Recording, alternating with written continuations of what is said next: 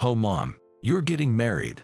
I was so shocked to hear over the phone that my 53-year-old mother was remarrying that I inadvertently threw the comic I was reading.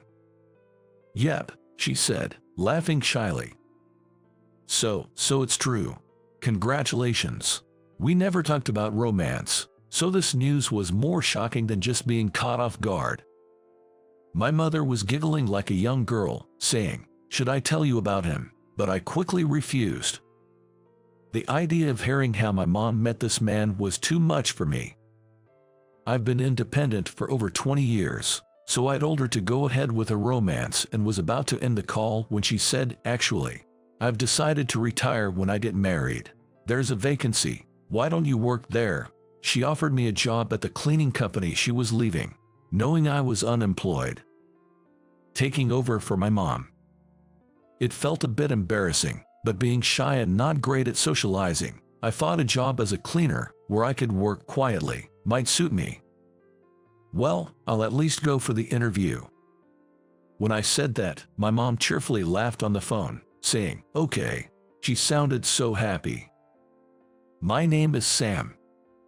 My father passed away from an illness when I was in middle school. Being shy, I was often bullied, but my dad was always there to comfort me. He loved collecting comics, even though they were all old-fashioned, but thanks to him, I became a total comic fan. When you're having a tough time in reality, escape to the world of stories. That advice, so typical of a comic fan, probably helped me get through the bullying. So, when he died, I didn't know how to face reality. The grief was too much, even being in the world of stories. But my mom raised me with cheer and encouragement, all by herself. She wasn't particularly beautiful, but she was sociable and well-liked for being meddlesome. Probably, someone fell for her inner qualities. I was surprised to learn she considered remarrying even past her 50s, and here I am, nearly 30, and still without a girlfriend. Reflecting on my situation, I felt a mix of resentment and admiration for her, but I genuinely wanted her to be happy and remarried. I used to work for a cosmetics company, but quit after 5 years due to excessive overtime and being unemployed. During this time, my mom introduced me to her cleaning job, and I went for an interview. It seemed easier than I thought.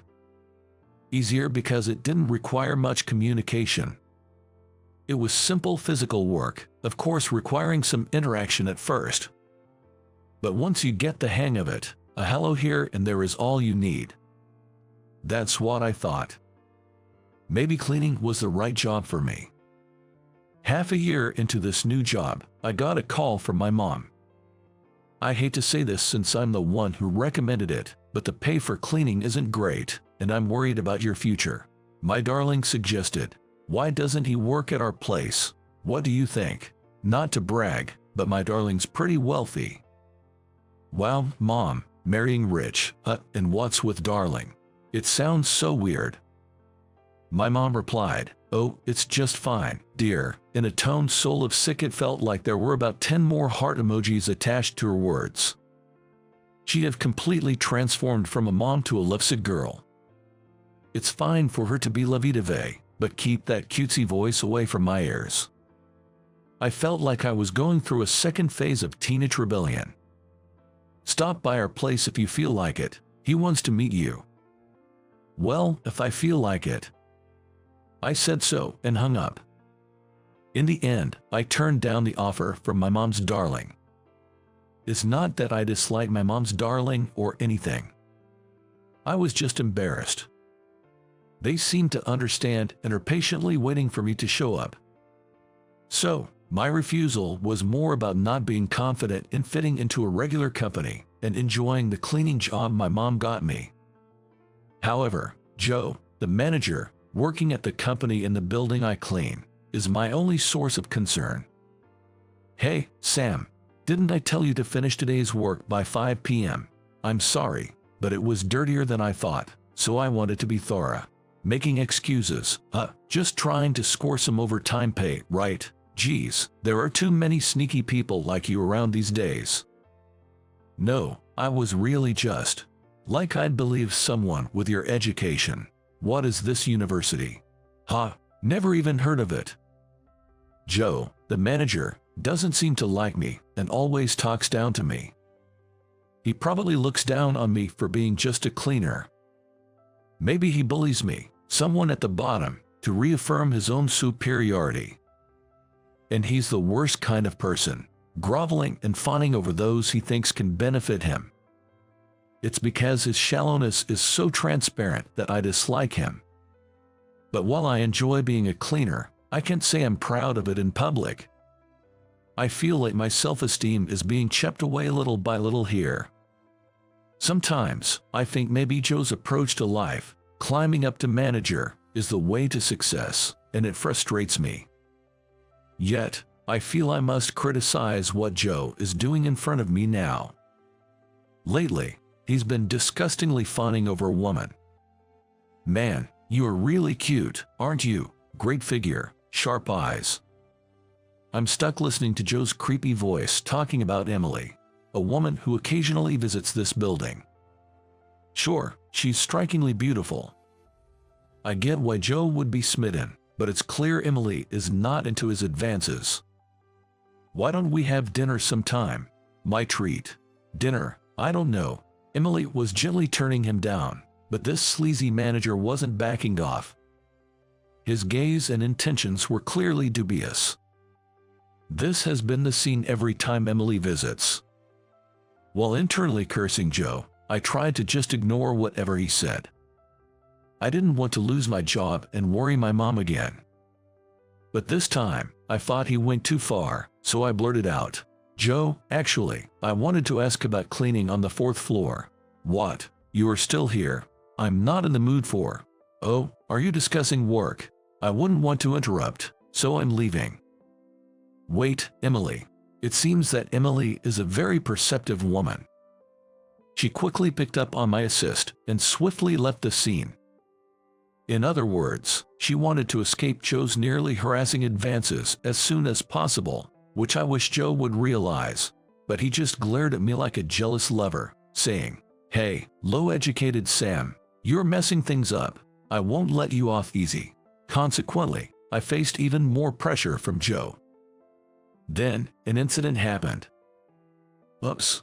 One day, I made a mistake of wet mopping where I should have dry mopped. As I hurriedly tried to wipe up the water, Joe unfortunately slipped there. Ouch. Hey, who's the incompetent fool did this? Suddenly yelled at by the boss, I froze.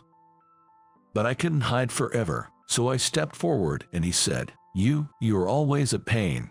Is this harassment? If you can clean properly, just quit," and kicked a bucket of water on me. The stares of the people in the building, the manager's shouts, the water on my body. I was close to panicking. Just when I thought I might be thrown out, a woman in a suit rushed over, saying, "What are you doing to my brother?" The woman was glaring sharply at Joe. I was surprised to see the woman. It was Emily. "Brother," I muttered in surprise. While wondering how such a delicate girl could be related to me, she said, "I'll report this to my father." Sam is Emily's brother, and what's this about a father? What's going on? Joe seemed to be shaken, perhaps more by Emily's uncharacteristic anger than anything else.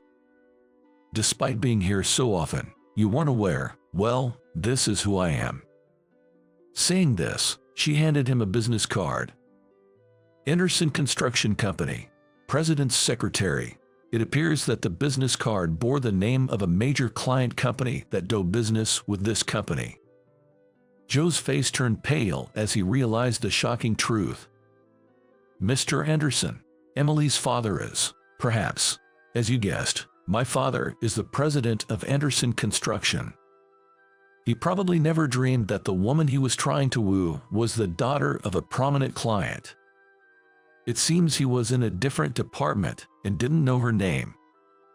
"You've been quite persistent in your approaches. I'll be sure to bring this to attention." Perhaps Emily's words made him realize the potential loss of business. Or maybe his brain was overloaded with too much information. Either way, Joe fled the scene like a stray dog, without apologizing or explaining. As someone who's always had issues with Joe, I felt a sense of relief seeing him scamper away with his tail between his legs, but I was still puzzled why Emily called me brother. She then apologized to me. "Sorry for suddenly calling you brother." "No, it's fine, but maybe a long-lost sister or something." That was the only conclusion my mind could come to, but Emily chuckled and shook her head. "Actually, I'm your mother's new husband's daughter, so I'm your stepsister." Emily fidgeted with her hands, looking embarrassed. Before I could revel in her cuteness, I tried to make sense of the situation. So my mom married the president of Anderson Construction. To my question, my stepsister nodded emphatically. Mom had mentioned her darling was wealthy, but I had no idea she was marrying someone that influential. I recall now, my mom's new married name was Anderson. I probably should have realized sooner. And then I had to hear about my mom and her darling's romance, something I'd been awkwardly avoiding due to my adolescent-like embarrassment. Apparently, our cleaning company was in charge of Anderson Construction, and that's how my mom met the president, leading to their love story. Emily got along well with my mom, her stepmother, and they even went out for meals together. She had seen my picture from my mom and recognized me as the guy who helped her that day. "When I saw this picture, I realized you were the person who helped me that day. I wanted to thank you when we met today." Her innocent smile warmed my heart. The next day, I was called by C.O. Johnson of the company in the building we clean. In his office was a crestfallen Joe, the manager. "Sam, I'm truly sorry. One of our employees has said some offensive things, and I failed to notice. I apologize." C.O. Johnson was apologizing for what happened yesterday. He had heard everything from my mother's new husband, the president of Anderson Construction, and had been reprimanded. He had considered ending the business relationship but didn't want to trouble innocent employees. So, he explained that Mr. Anderson wanted me to decide Joe's fate. C.O. Johnson said he'd listen to whatever I want to do with Joe. Me, decide his punishment. C.O. Johnson said, that is, well, and gave me a knowing look, as if to say, I understand. I realized then. With my mom's remarriage, I had become the son of Anderson Construction Company's president, a significant title. The company didn't want to upset the important son of a major client. In just a few days, I had seemingly climbed to a position where I could dictate personnel decisions in this company. Thanks to C.O. Johnson's consideration, I had Joe, my nemesis, at my mercy. "Sam, I'm really sorry. Please, please," Joe begged me. His actions were smooth and unhesitating. As soon as he realized I was the son of the CEO, this is how he treated me.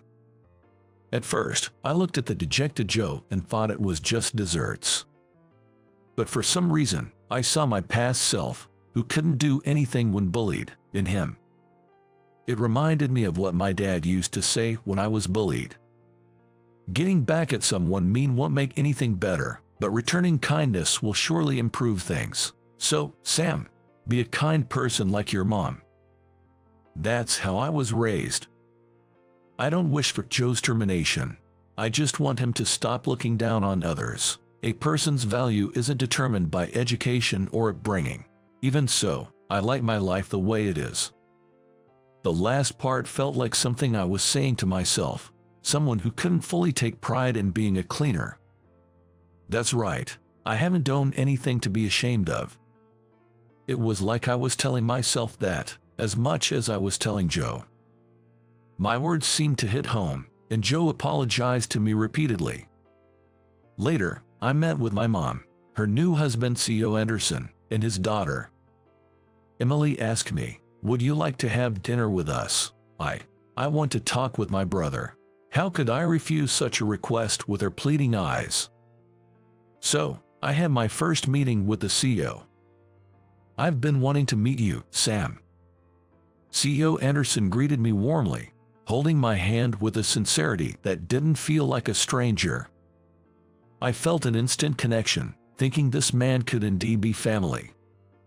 There were times I felt uneasy about my mom choosing a wealthy man, but her judgment must be sound.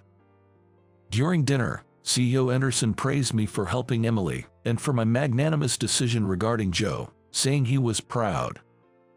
His genuine words of praise gave me confidence. I'm grateful to my late father for teaching me valuable lessons and hope for the happiness of my new father and my mom, who raised me single-handedly.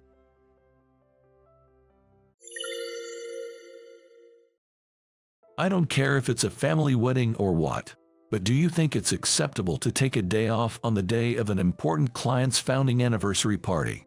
My boss, Catherine, said that as she rejected my request for paid leave. My name is Michael. I graduated from college this year and joined a well-known major food company, famous for its TV commercials, and it's been 6 months since I started. I come from a single-parent family, living with my mom and my older sister. My mother, who works in a restaurant, doesn't earn much, and our family's life was tough when my sister and I were young. My sister, Elizabeth, 5 years older than me, didn't go to high school after finishing middle school. Instead, she got a job at a flower shop to help support our family along with our mother. So, I thought I have to work right after middle school, but my sister stopped me. You're smarter than me and you like studying, so make sure you go to college. I'll figure out about the tuition. Thanks to her, she paid for my education and I was able to attend college. That's how I landed a job at a big corporation. Now, she's getting married next month. As her only brother, I absolutely want to attend and celebrate. That's why I begged Catherine, my boss, bowing deeply. Please, it's my sister's wedding. She quit school after middle school to work and support our family, even paying for my college tuition. I really want to celebrate her wedding. But Catherine just sneered and laughed through her nose. Oh, your sister only finished middle school. Must have been quite a poor upbringing to have to work instead of going to high school. Unbelievably, Catherine started looking down on my family. Anyway, it's been decided long ago that everyone in our sales division attends the client's founding anniversary party, especially for newcomers. It's a chance to be remembered, so I can't approve any leave for any reason, she said, and then tore up my leave application. Really, young people these days take their jobs too lightly. She sighed with a stern look in her eyes. Catherine has always been a strong-willed, archetypal female boss, but she seemed particularly unyielding on this matter. Reluctantly, I backed down for the time being. Then, a month later, on the morning of my sister's wedding day, I'm taking the day off after all. I called in. Catherine was furious. Come in now, or I'll fire you. I was yelled at like that, but my decision remained unchanged. What a way to speak. At this point, I don't care if I get fired. I'd rather find a new job than work under such an oblivious boss. But then, my sister, who seemed to have overheard the call, approached me with a worried look. What's wrong?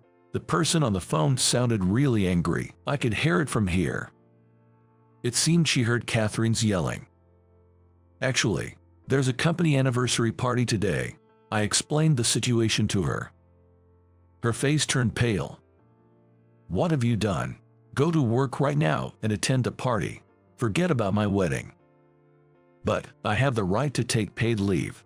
I applied a month in advance, even if it clashes with an important party. It's unfair not to be allowed to take leave on such an important day. But if you keep that up, you'll get fired. You just got this job. It's okay. I'm still young and educated. I'll find another job quickly. I reassured her and sent her off to prepare for her wedding. The wedding went smoothly that day. But my phone, set to silent mode, was filled with numerous missed calls from Catherine. The next day, I was called in by both Catherine and our department head, Harrison. "Michael, why did you take an unauthorized leave yesterday?" Harrison immediately said that upon seeing me. "What? I didn't take an authorized leave. I submitted my application a month in advance," but Catherine tore it up. "I also called in the morning of the day." At this, Catherine turned red with anger. "Don't lie, Harrison. I never received any application, nor did I tear it up. I didn't receive any call that day either." I was shocked to be called a liar. Catherine was the real liar. "Then show us your phone call history. If you have nothing to hide, you should be able to show it, right?" Upon being challenged by Harrison, Catherine became indignant. "That's an invasion of privacy. I can't comply." Instead, I showed Harrison the call history on my phone. It had a record of the call I made to Catherine that morning. "Catherine, it seems you're the one lying." Harrison, "But I truly didn't receive any leave application. It's outrageous to call in the morning of the day, knowing you plan to take a leave. Please fire Michael." Catherine, "We can fire a valuable employee for such a reason." Harrison defended me. "That's the way of a major corporation. Not just anyone like Catherine can fire an employee." I breathed a sigh of relief. But from that day on, Catherine's terrible harassment to me began. "You're from a single-parent family, aren't you? No wonder you dress so poorly. I bet your suit is from some cheap discount store. Remember, we're a major corporation. Please dress properly so as not to tarnish our image." She must have found out somehow that my family was a single-parent household and ridiculed me every chance she got. Your sister probably couldn't get into a decent company either. Poor thing. Poverty seems to run in the family. I was infuriated, not just about the comments about my mother, but my sister too. My sister works at a well-known flower shop. When I retorted that, Catherine turned pale, repeating my words. "That shop? Yes, the one in front of the station." I wondered if she knew it. "Is your sister's name Elizabeth, by any chance?" Catherine guessed my sister's name correctly. "Yes, but do you know her?" "That's it. You're Elizabeth's brother." Catherine seemed not to hear me anymore and started muttering to herself. Then, on the following Sunday night, my sister called me. "Catherine from your company brought a wedding gift to our shop today." Catherine, "Why? Actually, I met her a long time ago." My sister said that and began to talk about what happened back then. It was an incident that happened 5 years ago. My sister was working at the flower shop in front of the city station that day too. With no customers around at that time, my sister looked up at the pedestrian bridge in front of the station. There was a woman there, seemingly lost in thought. The woman didn't move from that spot for 20 minutes. Eventually, she made a motion as if to lean over the railing of the bridge. Below was a wide highway, with large vehicles like trucks speeding by. She was about to jump official. Realizing this, my sister rushed out of the shop, ran up the stairs to the bridge. She then looked into her face from the side and spoke to her gently and calmly so as not to provoke her. "Ma'am, is something bothering you? I'm here to listen if you want to talk, anything at all. Oh, how about we go and have a drink together? I know a great place." My sister, seeing the woman in distress, took her hand and gently pulled her towards herself. She then went straight down the pedestrian bridge and back to the flower shop and told the manager why she was there and asked to be allowed to leave early. The manager graciously agreed. Afterward, my sister took the woman to a nearby pub and treated her a meal and some drinks. The best thing when you're feeling down is to eat something delicious and have someone listen to you. Saying so, my sister listened to her story. The woman, about a decade older than my sister at 35, shared that she had been abandoned by her live-in partner, whom she was planning to marry, leading her to despair. I've been dumped at this age, and now I probably won't ever get married. My life seems utterly hopeless." Saying that, she cried. My sister consoled her empathetically. "I understand how sad and painful it is. I've been through a breakup too. It feels like the end of the world." As my sister showed empathy, the woman argued back, "But you're still young. You have your whole life ahead. I don't have a future anymore." However, my sister continued to encourage her persistently. "No, I don't think so. You're a wonderful person, so age doesn't matter. I am sure that one day you will meet someone who will love you with all their heart." My sister continued to listen to her complaints. Later, they went to another bar, helping the woman to vent her stress. "Thank you so much for today. I feel much better now," she said to my sister as they were leaving. "Whenever you want to relieve stress again, just call me."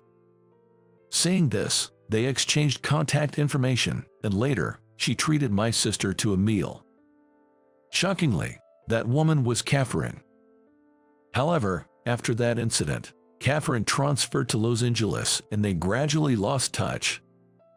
3 years later, Catherine returned to New York, fell in love with a man she met through work, and got married. Today, she visited my sister's shop and said, "If I had jumped off that bridge back then, I wouldn't have met my husband. I'm happy now thanks to Elizabeth." She then presented my sister with a wedding gift. To think that Catherine was an acquaintance of my sister was surprising. It was surprising to learn that she had such a past. I had only seen her as a strong and confident figure at work. "She was reflecting on the bad things she did to you." My sister said that over the phone. She said she treated you the same way because her boss was tough on her when she was young, but when your boss defended you, she got angry and said a lot of unpleasant things. She's really regretting it now. Even hearing these excuses, I couldn't forgive her for trying to get me fired with lies and for insulting my mother and sister. But the next day, Catherine called me to the conference room. "Michael, I'm sorry for everything. I was wrong." She sincerely apologized to me. After meeting Elizabeth again, I remembered the importance of caring for others. "I've been terrible, trying to do to you what was done to me when I was younger, lying, being sarcastic, and just being the worst." When I remained silent, she continued, "I think Elizabeth told you, but she's my lifesaver. I really regret treating her brother so badly. I can ask for forgiveness, but I intend to change and become better." I had no intention of forgiving her, but I couldn't ignore such a sincere apology. "I was wrong too. Taking a leave without your approval was wrong, but I will never forgive you for mocking my mother and sister." Catherine looked at me as if seeing something amazing. "Michael, you really care about your mother and sister." "Of course, I was able to go to college thanks to them." "That's wonderful. I'm truly sorry for how I spoke about them. Let me treat you tonight. How about we go for a drink? Oh, why don't you invite Elizabeth too?" So, I reluctantly agreed, and that night, Catherine, my sister, and I went for drinks at a pub near the office. Catherine shared various stories about her younger days at the company. Catherine was discriminated against by her then manager, Harrison, just because of her gender, and treated harshly. She had been looked down upon a lot, such as just because you're a woman or women are always like that. At that time, Harrison was particularly focused on a client, and when Catherine's grandmother passed away, the funeral clashed with the client's founding anniversary party. When Catherine asked for paid leave, Harrison was furious. "If you take leave, you'll be fired." Upon hearing that, she tearfully attended a party instead of her beloved grandmother's funeral. Because of such experiences, Catherine, now a supervisor, ended up doing the same thing to me, her subordinate. It was the worst way of thinking, doing to others what was done to me. I should have taken it as a lesson of what not to do. Seeing Elizabeth after so long made me feel ashamed of what I was doing. "Understood, Catherine. Realizing it is what's important. My sister said that and comforted Catherine. Looking at my sister, Catherine said, "I didn't know, but it was wrong of me to mock someone as good as you." Then I told her, "Learn from this and never judge or look down on people based on their education or family background, no matter who they are." Catherine then shrugged her shoulders in embarrassment. I've reflected on it. I won't do it again. Since then, Catherine stopped being harsh to me. She became known for being kind not just to me, but to all the employees. And sometimes, Catherine, my sister, and I would go out for drinks together. Thus, Catherine and I, while being supervisor and subordinate, built a good relationship without any awkwardness.